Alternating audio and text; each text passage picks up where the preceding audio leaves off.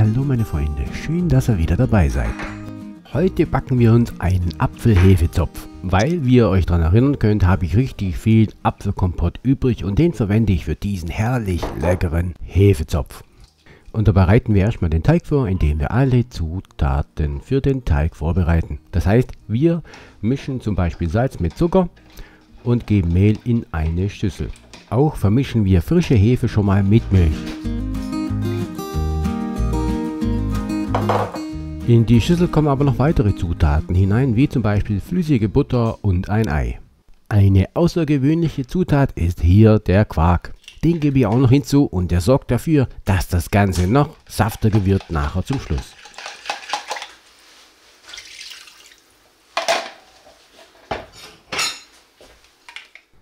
So, jetzt haben wir aber alle Zutaten in der Schüssel drin. Jetzt kneten wir das mal kurz mit dem Mixer durch.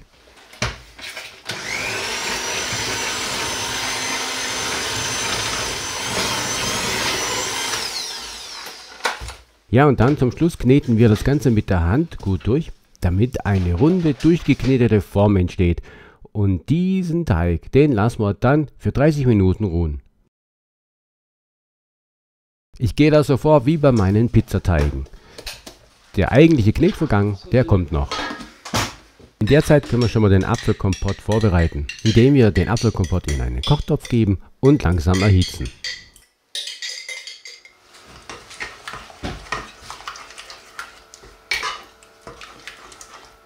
Aber ich gebe auch noch einen ganzen Apfel, einen geraspelten oder kleingeschnittenen Apfel hinzu. Weiter rühre ich noch Stärke mit Apfelsaft oder Wasser an und gebe das dann, wenn dieser Apfelkompott kocht, mit hinein und rühre das Ganze richtig gut durch.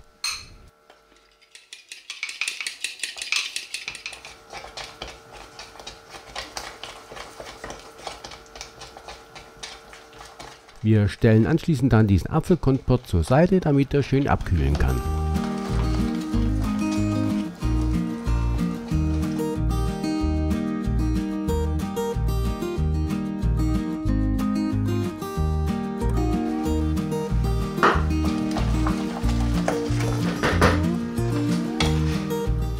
Dann wenden wir uns wieder den Teig zu, indem wir die Arbeitsfläche bemehlen und den Teig drauf geben. Und wie schon gesagt, jetzt folgt der eigentliche Knetvorgang. Jetzt kneten wir den Teig so richtig schön lange durch, bis er elastisch wird und das ganze Mehl auf der Arbeitsfläche aufgebraucht hat.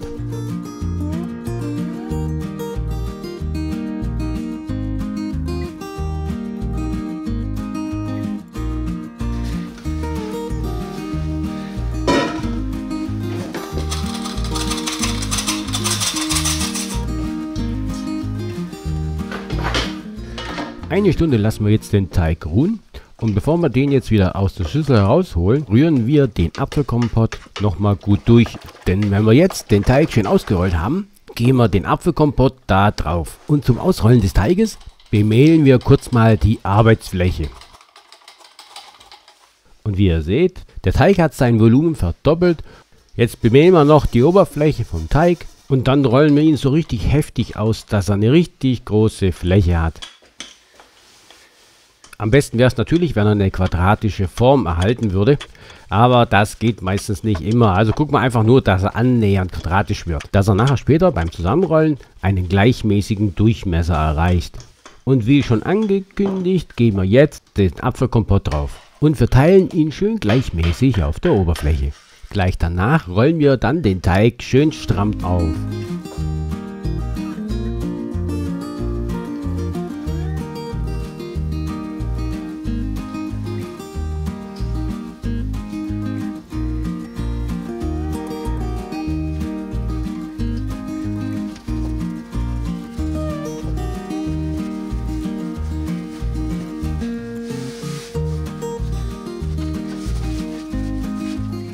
Dann brauchen wir ein Messer. Und mit dem Messer schneiden wir erstmal die eine Hälfte ein und formen daraus einen Zopf. Dann drehen wir ihn um wie jetzt hier und schneiden dann die andere Hälfte ein und schauen, dass die Hälften, die geschnittenen Hälften nach oben schauen und formen dann nochmal einen Zopf daraus, sodass ein ganzer Zopf entsteht.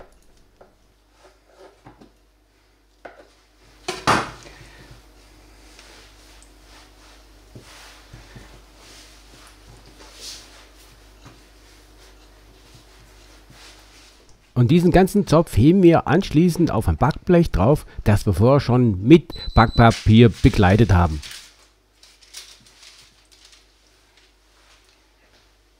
Den Zopf, den lassen wir jetzt trotzdem nochmal für 30 Minuten lang ruhen und dann erst kommt er in den vorgeheizten Ofen.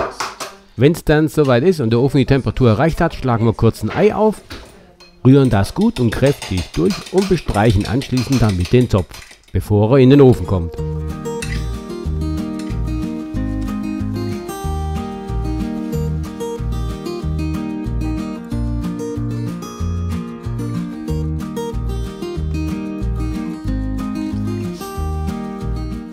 Ach ja, eine Zutat hätte ich fast vergessen, und zwar der Hagelzucker. Der kommt jetzt auch noch drauf.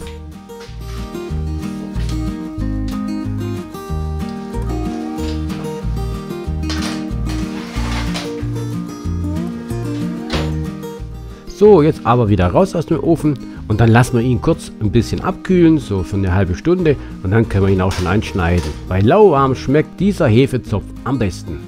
Und was mir hier besonders gefällt, ist, dass er saftig ist und trotzdem so richtig fluffig.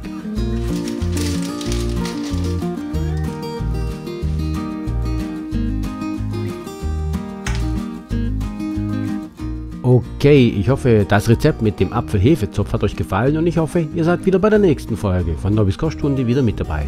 Also ich sage tschüss, bis zum nächsten Mal, liebe Freunde und Freundinnen. Bleibt gesund und bleibt am Ball.